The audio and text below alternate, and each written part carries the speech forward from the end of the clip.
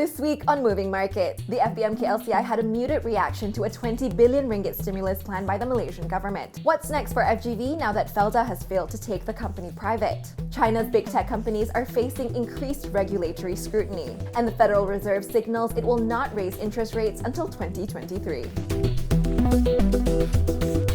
The Malaysian government announced a new economic stimulus package called Pemerkasa, worth 20 billion ringgit, of which 11 billion ringgit is new fiscal injection. Markets were neutral on the plan since it is relatively small compared to last year's 250 billion ringgit Prihatin plan. If anything, it could mean a higher fiscal deficit, a downside risk to the country's sovereign rating. A key date to watch is June, when international credit rating agency S&P will make a decision on Malaysia's current rating of A- with a negative outlook. However, Finance Minister Tengku Datuk Sri Zafrul Aziz said Malaysia's debt-to-GDP ratio is expected to remain under the 60% statutory limit, despite the introduction of the new assistance package. One positive of Pemerkasa, though, is its increased allocation for Malaysia's vaccination plan. It is intended to bring herd immunization forward to the fourth quarter of 2021, ahead of the earlier target of the first quarter of 2022. FGV, one of the world's largest plantation companies, has failed in its privatization exercise. Its largest shareholder, the Federal Land Development Authority, had proposed to take the company private in efforts to restructure it, but the bid failed to gain the required 90% acceptance by minority shareholders for a mandatory general offer. That's unsurprising since the general offer price of 1 ringgit and 30 cent is low considering the current market in which CPO prices have hit 13-year highs, a huge positive for FGV earnings. It's also 70% lower than FGV's IPO price of 4 ringgit and 55 cent.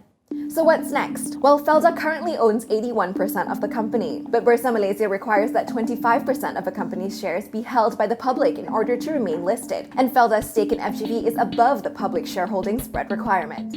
As a result, Felda is likely to appeal for an exemption from the exchange while it explores two possible options: either sell down its stake back to the 75% threshold or work out a new deal with the minority shareholders. FGV's share price rose over 20% the day after this news, as investors priced possibility that Felda might re-attempt privatization at a higher general offer price. But whether that will actually happen, only time will tell. China is clamping down on its big tech companies. This week, the government asked Alibaba to sell its media assets over concerns that the tech giant holds too much sway over public opinion. The company has a major stake in Weibo, China's version of Twitter, as well as prominent Hong Kong news outlet South China Morning Post. The Chinese government's attention on Jack Ma's empire is not new. Last year, the Chinese regulators shocked global investors when it forced Alibaba to slam the brakes on its highly anticipated IPO of the fintech company Ant Group, just days before it was due to go public. But Alibaba isn't the only Chinese conglomerate on the firing line. Tencent Holdings was hit with an antitrust fine for failing to disclose certain acquisitions and joint ventures, which regulators see as monopolistic behavior. The question is, how much will this drag down the valuations of these big tech companies? How should markets price the increased regulatory risk? Because Alibaba's stock has already fallen 13% on a one-month basis, while Tencent is down 14% in the same period.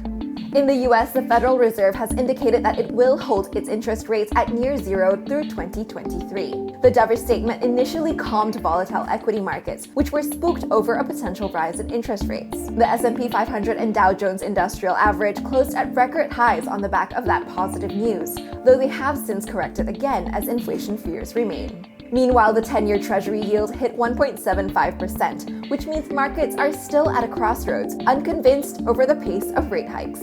And that's what's been moving markets.